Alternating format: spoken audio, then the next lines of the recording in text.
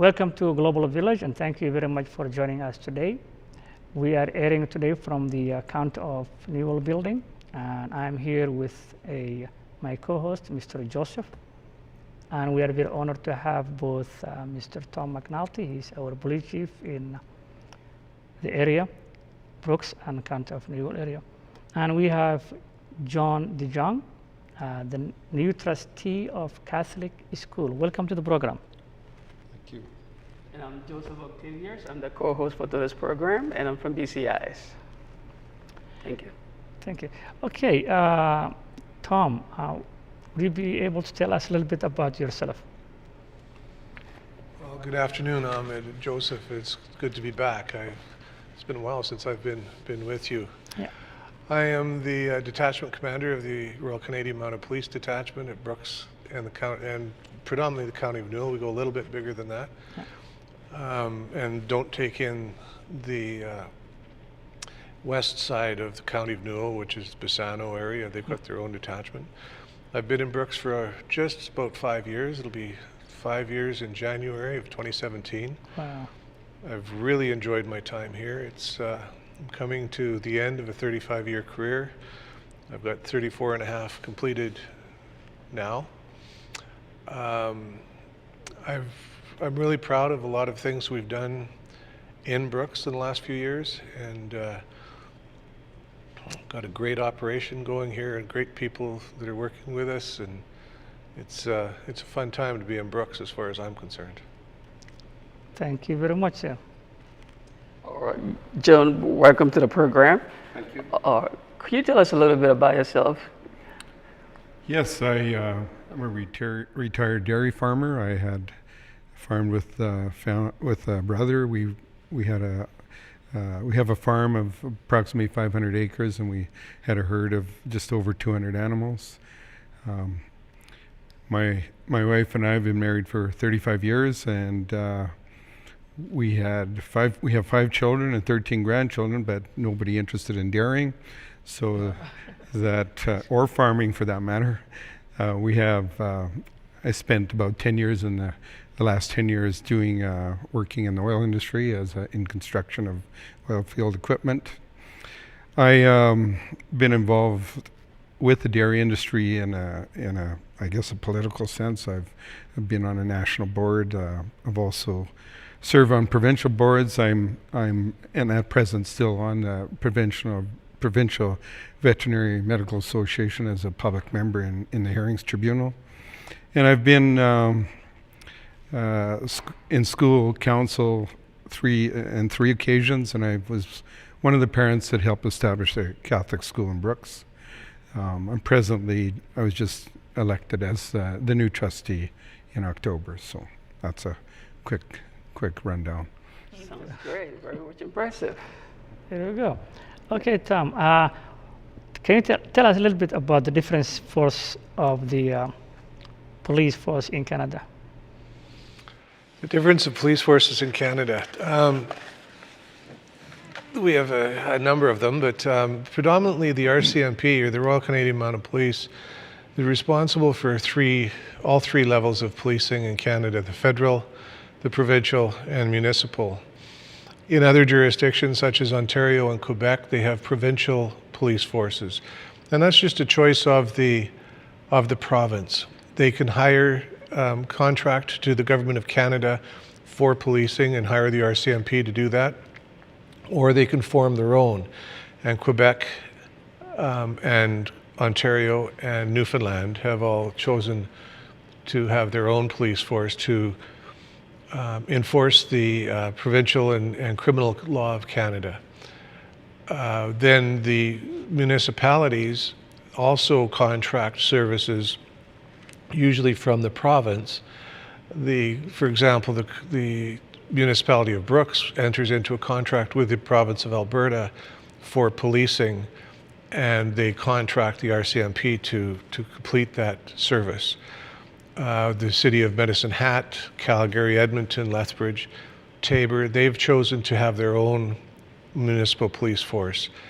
So they build their own and train their own and manage their own police forces, who are responsible for all the provincial laws, the criminal code, and the municipal bylaws of the community.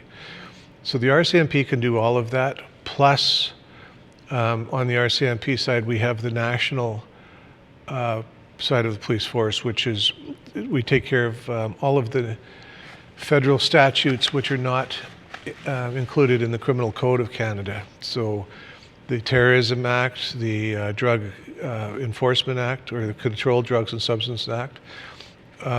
We have numerous bank and financial responsibilities as far as the enforcement of those laws. We train many forces train under the or with the RCMP. We are also responsible on a larger basis for the Canadian Police Information Centre, which is something that's run by the Government of Canada, but we manage it for them. Yeah, the RCMP does everything from bylaws to international investigations, and then different levels of policing all the way down. The County of Newell has they hire community peace officers, which are responsible strictly for the enforcement of the county bylaws and one or two provincial statutes. They've got limited power, but they're another level of policing. The City of Brooks has bylaw officers and community peace officers as well. Having gave a very impressive background introduction of yourself, and also having been involved with the dairy industry for quite a number of years now, what do you think is the importance of the agricultural sector in the county of Newark? It's historically always been the primary, I call it the primary basis in this area. I mean, historically, agriculture started this way. We have an amazing broad spectrum of things that are there. You got cattle, you got dairy, you got it's just immense, and it'll always, I think, remain that way. Is the county actually getting the support of the community? Oh yes, I think for sure. Yeah.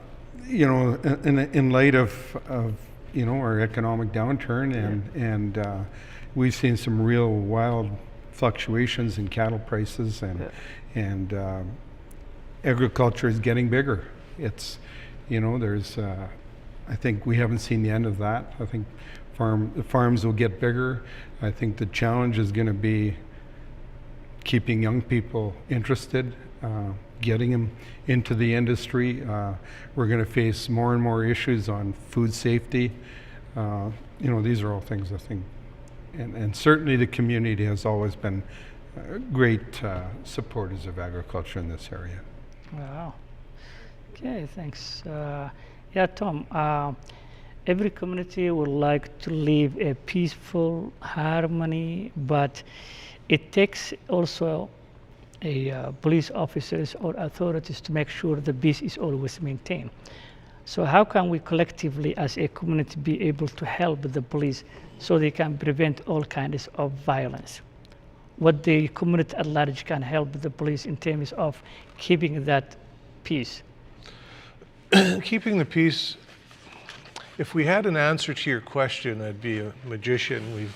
Violence has been part of our community for thousands of years. And it's really important to understand the violence and the issues behind it.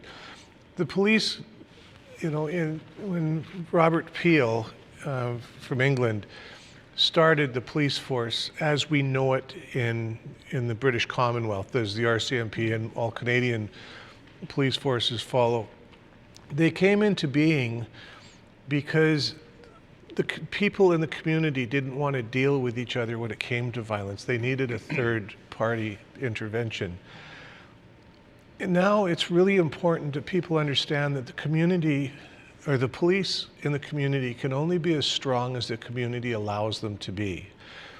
If the community members are talking to the police on a consistent and regular basis and letting them know the issues and some of the history of conflict which may be involved, A great example is in some of the newer communities to Brooks and Canada.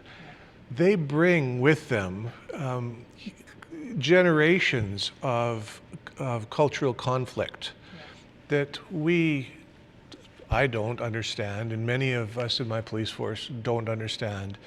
And it's important that we understand those, and then we could help deal with the conflict there. If it is a violent turn of events, we can help deal with that.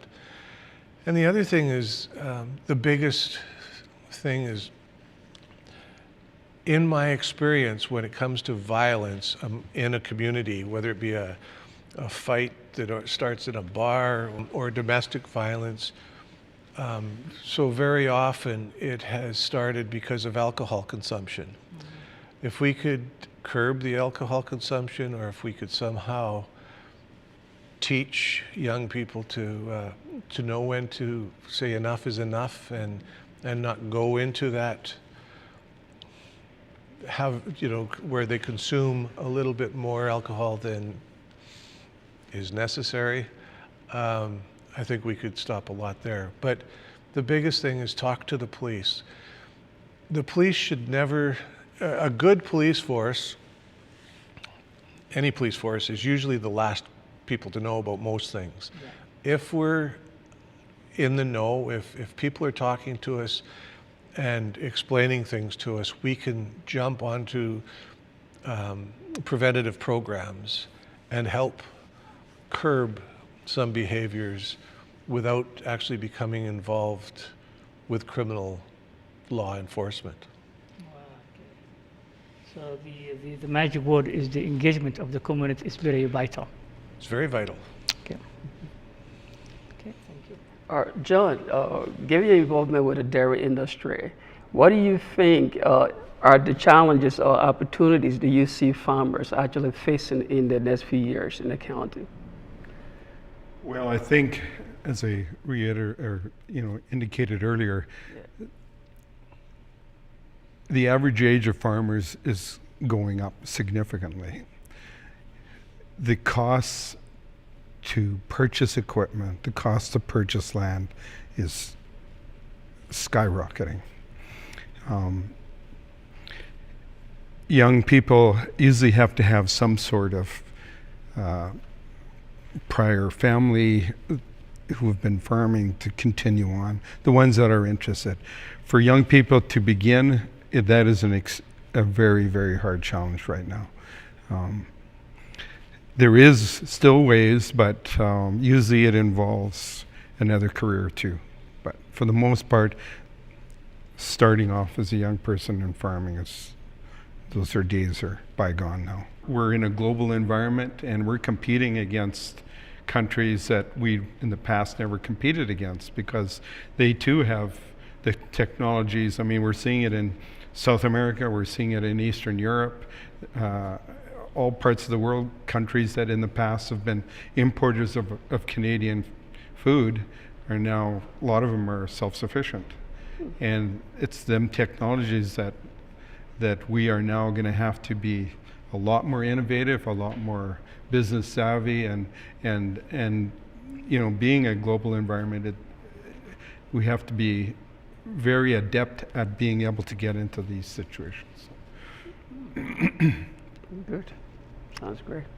Okay. Yeah, Tom, just following up the previous question is, how can we help the youth and encourage them to do the right thing, as well as volunteering to the community, the youth? Because that is the most important. You have youth at risk that might be able to be manipulated by some gangs, some ideological that is not the right ideological in terms of real world. So how can we engage them to do the right thing and help them prevent such issues?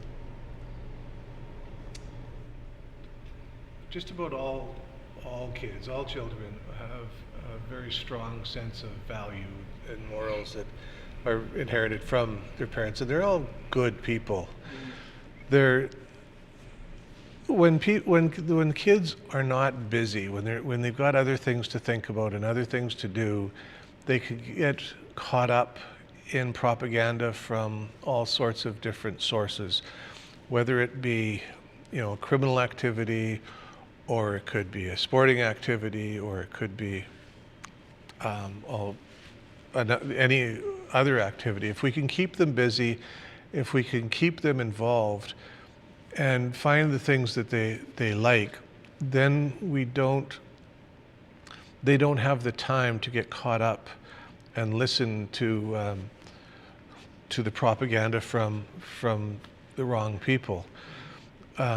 If a child is secluded in a room and on the internet, on their video screens, and we don't know what they're following, we don't know what they're looking at, as parents, it's really important that we intervene there, at least some way to understand what they're doing on the internet or who they're talking to. And like I say, and just try and keep them busy. We talk about volunteering. Kids today, to volunteer, they emulate what their parents do. If their parents are out volunteering and helping, then the kids certainly will. We have to show that the kids that if they're involved in high school sports, every teacher is volunteering their time to provide that opportunity for the kids. If they're involved in hockey, those coaches are volunteering their time. Volunteering makes everything in the community happen. Without volunteers, we wouldn't have churches. We wouldn't have, the Catholic Church, for example. In the whole Catholic Church, the priest gets a bit of a wage, and there might be a secretary, might be. Everybody else is volunteer. And if they don't have all of those volunteers, the church doesn't exist. If I may intercede, Tom, in our school system, one of the things that every student in Christ the Redeemer school who graduates one of the graduate requirements is they have to put in 50 hours of good works, volunteer hours. And it's an amazing program because just as Tom said, you need to be involved. You need to be, my wife and I raised 5 children, and amazingly enough, our favorite time of our life was when they were teenagers, but we were involved. They were in sports, they were in drama, they were busy. And we absolutely monitored, as Tom was saying, our computer was in a public place. But today the children have a tablet, they have iPod, they go downstairs, they addicted to that gadgets all the time. So the families have a very challenging to monitor all the time what the kid is addicted to, what are they watching, it's a very challenge. I won't argue that. It's very challenging, and because the video screens now are so small and so portable, and they don't have to. When computers came on and my son was watching computers, it was a computer. It wasn't a tablet or a phone. It was the computer, and it was relatively easy to monitor. Now they just step outside or they go with their friends and they're still on it. It's still, you and I have had this conversation how many times. Everything comes down to communication, doesn't it? If you have a strong and open relationship with your kids, that you can talk to them, they can talk to you, you can talk to their teachers or their buddies everything comes down to communication. We have to have those lines of communication open. And if we talk to our kids and we have everything working for our kids, 9 times out of 10 they will stay on the right path. No matter what you do, some will fall off. Yeah. And then it's really good to understand where to get the help in the community. And fortunately, very fortunately in Brooks, We've got a strong, strong support community where there's a lot of help available. Yep, and I think one of that help is Joseph, who does a lot of homework club, I believe.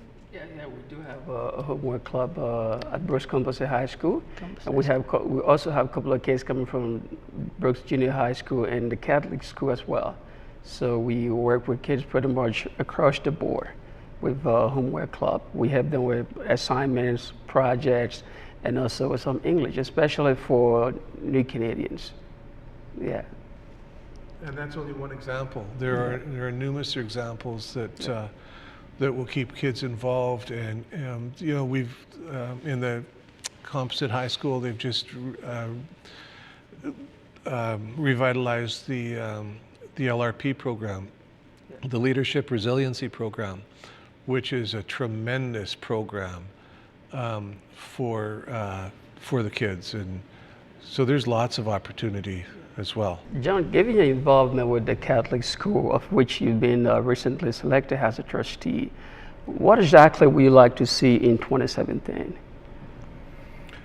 Well, I guess I want to see, you know, that we maintain a strong Catholic school environment, and I certainly hope that, you know, parents will have the option to be in public, to have Catholic, and to have private. And I am very much and fundamentally, for me, as the parents are the primary educators. I think we have to be very cognizant of those things. So, Tom, what is your do we have a prescription drug addiction, especially fentanyl, in our area? Fortunately, we have not experienced any large-scale negative aspects of fentanyl, as certainly other jurisdictions in Alberta and the BC have. We haven't had any overdoses that I've been made aware of. Fentanyl is an extremely, extremely dangerous drug, and now it's being mixed into just about every other consumable illicit drug. So the people that are consuming the drugs really have to be aware of that. Fentanyl in just a powder form is very dangerous to those around us. Like when the police, execute search warrants or dealing with illicit drugs, especially in the powder form, we have to take very much a different and cautious approach to it now. We've all been given doses of naloxone, which is an antidote for fentanyl, so all of my people are carrying that with them now. And we've really upped the training on how to deal with it. But fortunately, knock on wood, in the Brooks of the County of Newell area, we have not seen fentanyl yet. Medicine Hat has, Calgary certainly has, and I'm sure it's here, but we haven't seen any negative effects of it yet. Oh, that's a very good news. John, what would you say you would like to see as your 2017 resolution for the county? I'm always careful about personal ones, but you know, as a new trustee, my resolution, I guess, is that I just want to be the best possible trustee and get to know the people and the parents and the kids and the teachers, and and do my very best. That's great. Thank you. Yeah, very great. So, Tom, what is your personal 2017 resolution, and what safety tips you have for the community? Well, as John, I'm very careful about my personal resolutions. I don't have too many because I always break them. But for the community, I just want to see the over the past 5 years since I've been in Brooks, we've observed a very nice gradual decrease or decline in crimes against the person in Brooks. So assaults of all kinds, whether it be sexual assault or assault with a weapon or just any type of assault. They've been on a decline. Domestic violence has been on a decline. We have worked very hard with other community members to provide some pretty solid services, and I just want to see that continue to grow. And people just to take care of themselves, you know, and to watch out for other people.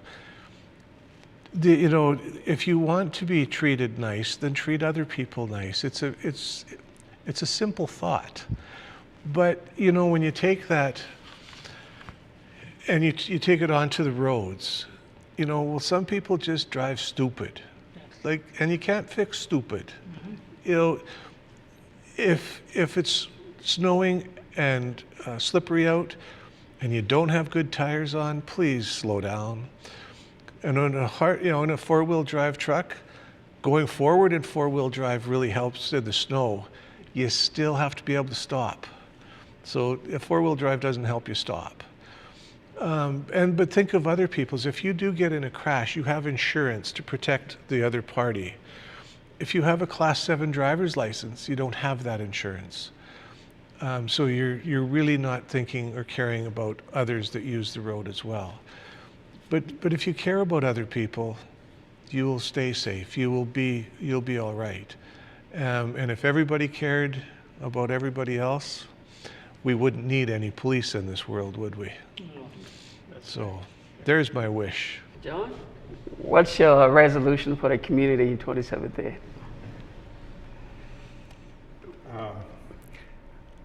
I guess that we continue, I guess I'm going to continue in a little bit in Tom's focus here, that, you know, especially in light of what's happened with the oil and gas industry in Alberta, and particularly Brooks. Brooks has been hurt bad with it, I think, and that we look out for one another, that families that are in need. I know in our school we've had several classes, well, actually the whole school has gotten together and helping the families that are hurting right now, and that we be aware of the people that need help, and that we support each other, certainly for when times are tough, and also when times are good, that we watch out for one another. Sounds great. Thank you.